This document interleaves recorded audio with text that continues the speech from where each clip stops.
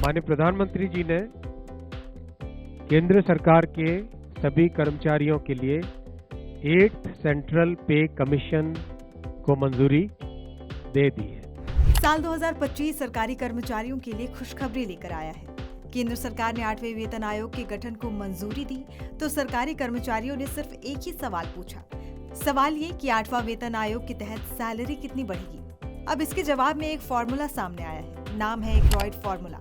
अब ये फॉर्मूला ही बताएगा कि लेवल 1 से 10 तक के कर्मचारियों की सैलरी में कितना इजाफा हो सकता है। तो चलिए इस वीडियो में आपको समझाते हैं एक्रॉयड फॉर्मूला का गुणागणित। एक्रॉयड फॉर्मूला का इस्तेमाल कर्मचारियों के वेतन निर्धारण में किया जाता है। इस फॉर्मूले को डॉक्टर वॉलेस एक्रॉयड ने जीवन यापन की न्यूनतम लागत का अनुमान लगाने के लिए डिजाइन किया था। इस फॉर्मूले के मुताबिक कर्मचारियों की मजदूरी की गणना उनकी पोषण संबंधी जरूरतों के आधार पर करनी चाहिए। फॉर्मूला में खाना, कपड़ा, घर जैसी चीजों पर ज्यादा फोकस किया जाता है। साल 1957 में 15वें भारतीय श्रम सम्मेलन ने एक कर्मचारी और उसके परिवार के लिए न्यूनतम मजदूरी तय करने के लिए इस फॉर्मूले का इस्तेमाल किया था। 7वें वेतन आयोग ने भी एक्रॉयड फॉर्मूला का इस्तेमाल करते हुए केंद्रीय सरकारी कर्मचारियों के लिए न्यूनतम मूल वेतन 7,000 रुपए से बढ़ाकर 18,000 रुपए कर दिया था। अब 8वें वेतन आयोग के गठन के बाद ये माना जा रहा है कि 8वें वेतन आयोग के तहत भी एक्रॉयड फॉर्मूला अपनाया जाएगा ताकि ये सुनिश्चित किया जा सके कि सरकारी कर्मचारियों की सैलरी आज की महंगाई के हिसाब से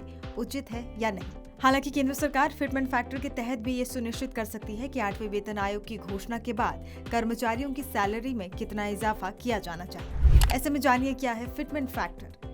फिटमेंट फैक्टर वो गुणांक है जिसके जरिए सैलरी और पेंशन में संशोधन किया जाता है। आसान भाषा में कहें तो आपकी जो मौजूदा वेतन है उसे नए वेतन में बदलने को फिटमेंट फैक्टर कहते हैं। अब समझिए ये काम कैसे करता है। 7वें वेतन आयोग के लागू होने पर जो फिटमेंट फैक्टर था वो 2.57 था। इससे बेसिक सैलरी 7,000 से बढ़कर 17,990 तय हुई थी। अब 8वां वेतन आयोग लागू किया गया है जिसमें कर्मचारी यूनियन और बाकी संगठन फिटमेंट फैक्टर को 2.86 से 3 के बीच रखने की मांग कर रहे हैं। अगर ये मांग मानी गई तो सैलरी में 180% तक की बढ़ोतरी हो सकती है, जिसके बाद मौजूदा मिनिमम बेसिक सैलरी 18,000 रुपए से बढ़ाकर 51,480 रुपए किया जा सकता है। वहीं पेंशनर्स के लिए पेंशन 9,000 रुपए मंथली से बढ़ाकर मिनिमम बेसिक पेंशन 25,740 रुपए मंथली की जा सकती है। हालांकि 8वें वेतन आयोग के तहत वेतन बढ़ोतरी कितनी फीसदी होगी फिलहाल इसकी जानकारी नहीं है। बताते चले कि 7वें वेतन आयोग का गठन 28 फरवरी 2014 में किया गया था। तत्कालीन प्रधानमंत्री डॉक्टर मनमोहन सिंह ने इसे मंजूरी दी थी। नवंबर 2015 में आयोग ने वेतन भत्ते बढ़ाने की सिफारिशें केंद्र सरकार को भेजी थी। जनवरी 2016 से